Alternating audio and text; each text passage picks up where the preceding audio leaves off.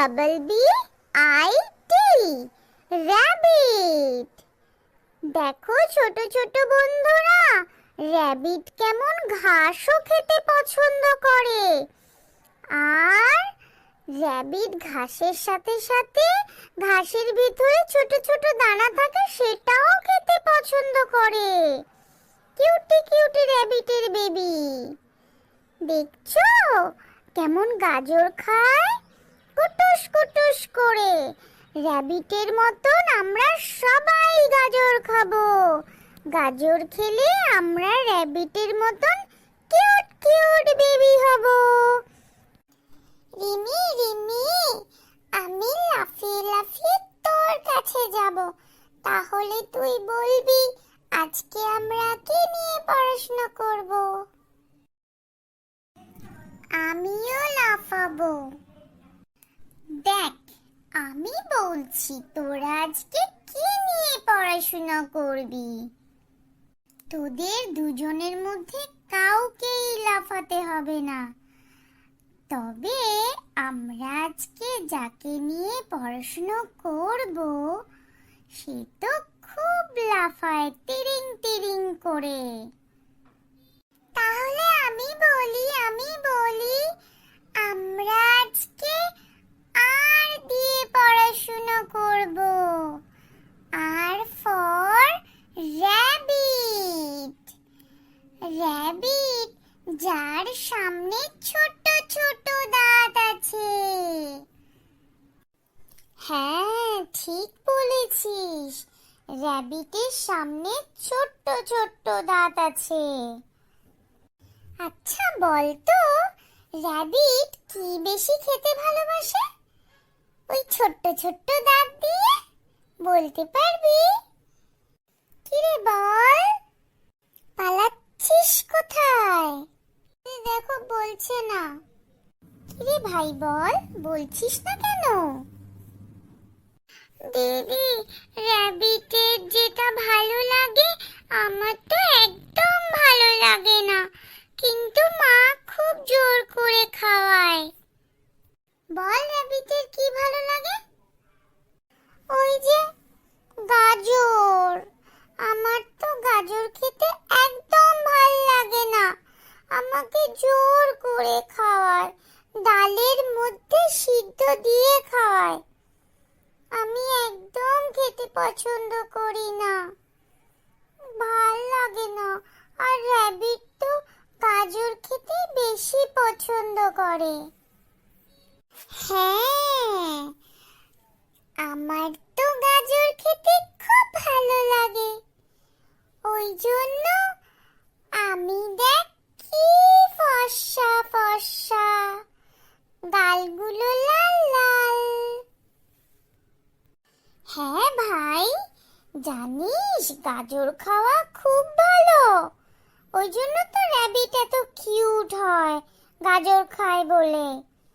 আমরাও তো গাজর খাই, গাজরের হালুয়া খাই, কত কিছু খাই জানিস। তোমরা সবাই বলো আমাদের এই গার্ডেনটা কেমন লাগছে? খুব ভালো দিদি, খুব ভালো, খুব সুন্দর লাগছে। কিরে এবার তোরা বল র‍্যাবিটের স্পেলিং কি শিগগিরই বল, তারপরে আমরা আজকে র‍্যাবিটের ব্যাপারে গল্প শুনবো। আমি বলছি দিদি র‍্যাবিটের স্পেলিং কি, তাহলে তো তাড়াতাড়ি আমি গল্প শুনতে পারবো। র‍্যাবিটের স্পেলিং হচ্ছে R A double B, double B I T, rabbit. Very good. চলো তাহলে এবারে কি তোমরা র‍্যাবিটের গল্প শুনবে নাকি তোমার দিদি কোশ্চেন ধরবে? দিদিকে জিজ্ঞেস করো শিগগিরই করে। দিদি তুমি কি আজকে র‍্যাবিটের স্টোরি বলবে? হ্যাঁ দিদি, স্টোরি স্টোরি, আর কোশ্চেন না, স্টোরি স্টোরি প্লিজ দিদি। আচ্ছা আচ্ছা ঠিক আছে, স্টোরি বলবো, ঠিক আছে? হ্যাঁ হ্যাঁ, ঠিক আছে ঠিক আছে। একটা বনে একটা র‍্যাবিট বাস করত। র‍্যাবিটটা না খুব ঘমন্ড ছিল। আচ্ছা, আমরা র‍্যাবিটকে এবার খরগোশ বলি, ওকে? খরগোশটা না খুব ঘমন্ডি ছিল। কেন কি, খরগোশ তো খুব ভালো দৌড়াতে পারে, তাই নিজের উপর খুব গর্ব। আমি খুব ভালো দৌড়াতে পারি, আমার মতন ফাস্ট ফাস্ট দৌড়াতে কেউ পারে না। সবাই তো তোমরা শুনেছো নিশ্চয়ই, খরগোশ আর কছুয়ার গল্পটা শুনেছো তো? এই গল্পটা একটু অন্য ধরনের।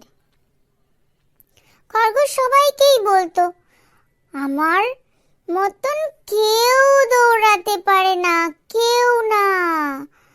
তো কছুয়া বলছে, দেখ তুই এত ঘমন্ড করিস না, শুধু ফাস্ট দৌড়ালেই হলো না, জানিস তো তার সাথে বুদ্ধিও খুব দরকার। সেটা কি তোর আছে? ও বলল, হ্যাঁ, আমার বুদ্ধি না থাকলে তাহলে আমি দৌড়াবো কেমন করে? এই বলে ওকে করে মুখ ভেঙিয়ে ওখান থেকে চলে গেল। একটু দূরেই যেতে যেতে দেখলো অনেক গাজর পড়ে আছে। খরগোশ তো গাজর খেতে ভীষণ ভালোবাসে। যেই না বলা অমনি দৌড়ে দৌড়ে গাজরটার কাছে গেল। গিয়ে দেখলো ওখানে একটা ছোট্ট চুহা, সে তার পরিবারের জন্য গাজর নিতে এসছে। র‍্যাবিট দৌড়াতে দৌড়াতে এসে বলছে, এই চুহা, তুই আমার গাজরগুলো কেন নিচ্ছিস? তখন চুহাটা বলল, দেখ ভাই র‍্যাবিট, না র‍্যাবিট না, সরি সরি বাচ্চা, দেখ ভাই খরগোশ, আমি তোর গাজর নিচ্ছি না, এটা তো যে গাজর চাষ করেছে আমি তার কাছ থেকে নিয়ে খাচ্ছি, আমারও তো বাচ্চাদের খাওয়াতে হবে বল, সেটা তা না হলে আমি আর কোথায়। খরগোশ বলছে, শোন, ওইখানে যে গাজরটা রাখা রয়েছে, ওই গাজরটা যে আগে তুলতে পারবে তার হচ্ছে এই পুরো গাজরগুলো। তখন চুহা বলল, আচ্ছা ঠিক আছে, তোরই শর্ত মেনে নিলাম, বলে একটা গাজর পুরো নিচে শিকড় দিয়ে আটকানো ছিল, বুঝলি? তারপরে চুহাটার তো মাথায় বুদ্ধি আছে, এইবার ও সিধে গোড়ার দিকে চলে গেল।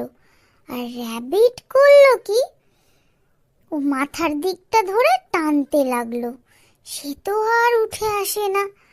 তখন ওখানে দুটো গাজর ছিল, একটা চুহা বার করছিল, একটা র‍্যাবিট বার করছিল। তখন চুহাটা একদম নিচ থেকে কুটুর কুটুর করে কেটে কেটে গাজরটাকে আলগা করে দিল, দিয়ে আর টুকুস করে গাজরটা ছিঁড়ে নিল। তারপরে কি আবার, র‍্যাবিট তো সেটা পারলো না। তখন বলল চুহাটা, দেখেছিস তো, বেশি ঘমন্ড একদম ভালো না, তাহলে তোর শর্ত অনুযায়ী এই গাজরগুলো কার? আমার। এই আমার পরিবারের সব বাচ্চা কাচ্চা এসে গাজরগুলো নিয়ে চলো তো বাড়িতে। চুহা তখন নিজের পরিবারের সব লোককে ডাকলো, ডেকে সবাই মুখে করে একটা একটা করে গাজর নিয়ে চলে গেল। র‍্যাবিটকেও দিল। র‍্যাবিটকে বলল, দেখ র‍্যাবিট, দেখ খরগোশ, আমার তো যেইটুকুনি দরকার আমি নিয়েছি, বাকিটুকু তুই খাস, আর কখনো এত ঘমন্ড করবি না। র্যাবিটের তখন খুব খারাপ লাগলো। র্যাবিট তখন সত্যিই কছুয়ার কথাটা ভাবলো। শুধু দৌড়ালেই হয় না, তার বুদ্ধিও থাকা চাই। বুদ্ধি না থাকলে আর শক্তি না থাকলে তাহলে তো তুমি সব কিছুতেই হেরে যাবে। তাই সেদিনের পর থেকে খরগোশটা ভীষণ ভালো হয়ে গেল, আর কখনো ঘমন্ড করতো না, সবাইকে খুব ভালোবাসতো। তাহলে ভালো লাগলো তো আমার গল্পটা? খুব ভালো লাগলো দিদি গল্পটা, খুব সুন্দর। আমাদের কখনোই কোনো কিছুতে ঘমন্ড করতে নেই, তাই না বলো দিদি? হ্যাঁ, সেই তো, আমাদের কোনো জিনিসে ঘমন্ড করতে নেই। দিদি ঘমন্ড তো করতে নেই, তাহলে লড়াই করতে হয়? না, একদম লড়াই করতে নেই। তাহলে তো দিদি আমার সাথে লড়াই করে। আরে দূর বোকা, ওটা তো আমরা তো ভাই বোন, তাই জন্য আমরা এটা লড়াই করি দুষ্টু মিষ্টু। তো সত্যি সত্যি থোড়ি না আমি তোকে মারি বল। আজকের মতো আমাদের গল্পটা এখানেই শেষ হলো। তাহলে সব বন্ধুরা আমাদের গল্প দেখো আর আমাদের চ্যানেলটাকে সাবস্ক্রাইব করো। তোমাদের জন্য ছোট্ট ছোট্ট গল্প নিয়ে আসছি। তোমাদের ভালো লাগলে আমি আরো গল্প বলবো। হ্যাঁ, আমরা আবার ভূতের গল্প বলবো। আগে তো পড়াশোনাটা করে নি, তারপরে ভূতের গল্প শুনবো।